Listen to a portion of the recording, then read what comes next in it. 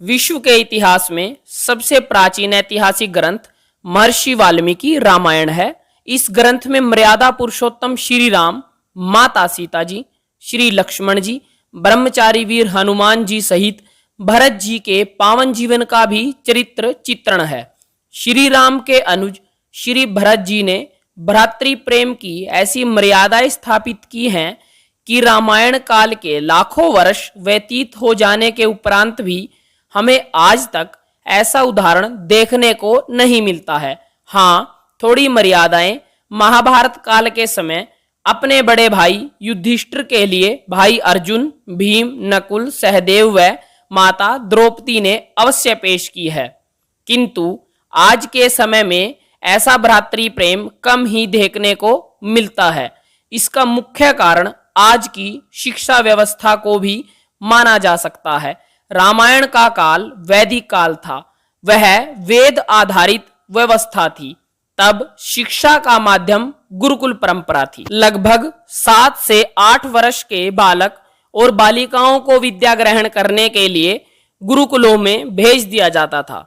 बालकों के गुरुकुल में केवल बालक ही विद्या ग्रहण करते थे, आचार्य भी पुरुष ही हुआ करते थे। वह बालिकाओं के गुरुकुलों में केवल बालिकाएं ही होती थी जो आचार्यों के माध्यम से विद्या ग्रहण करती थी। बालकों के गुरुकुल में बालिकाओं का व बालिकाओं के गुरुकुल में बालकों का प्रवेश पूर्णतः प्रतिबंधित था।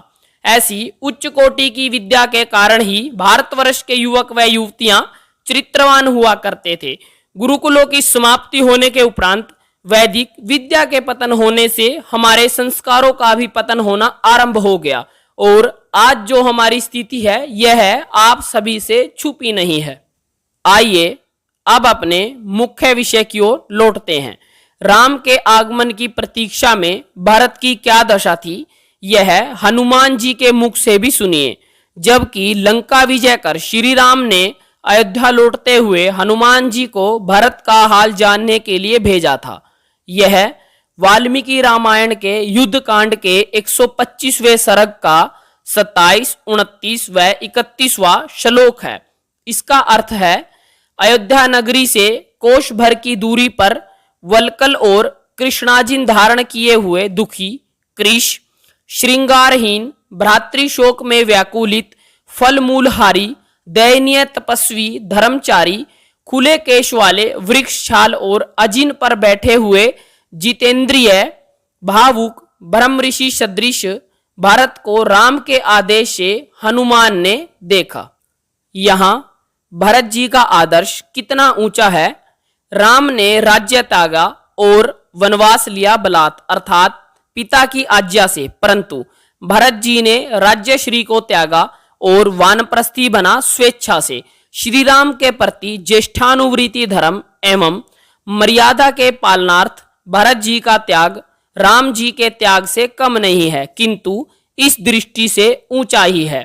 इतना ही नहीं, भरत के विचार तो और भी ऊंचे थे। जैसे वह अपनी माता कैकेयी को सम्मुख कर कहते हैं कि यह वाल्मीकि रामायण के अयोध्या कांड के 74वें सर्ग का 31, 32 व 33वां श्लोक है।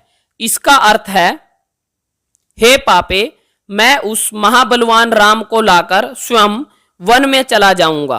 तूने बड़ा पाप किया है। मैं आंसू भरे प्रजाजनों के दृष्टिपथ होते हुए राम को सोच नहीं सकता।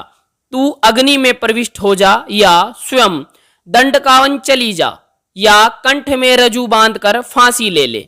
भरत जी में श्री राम के प्रति भक्ति प्रेम, ज्येष्ठानुवृत्ति का परिचय इससे भी मिलता है जब लंका विजय कर हनुमान जी श्री राम के आगमन कुशल का संदेश भरत जी को देने आते हैं। यह वाल्मीकि रामायण के युद्ध कांड के 125वें सर्ग का 40, 41 व 42वां श्लोक है। इसका अर्थ है, इस प्रकार श्री राम के आगमन कुशल संदेश को सुनकर भरत जी प्रसन्न एवं हर्ष से मोहित हो भूमि पर गिर पड़े। पुनः कुछ देर में संभल आश्वासन के साथ प्रियवादी हनुमान जी को आलिंगन कर आदर से बोले और हर्षजनक प्रीति भरे बहुत आंसुओं से उसे सिंचित किया। यहाँ तक तो भरत जी ऊंचे जीवन वाले हैं, यह उनके निजी जीवन वृत्तांतों से स्पष्ट हुआ। अब इसके संबंध में साक्षी रूप में श्री राम तथा राजा दशरथ जी के वचन भी सुनिए। यह वाल्मीकि रामायण के युद्ध कांड के 18वें सर्ग का 15वां श्लोक है। इसका अर्थ है, श्री राम सुग्रीव जी से कहते हैं कि भरत जैसा भ्राता सभी नहीं होते।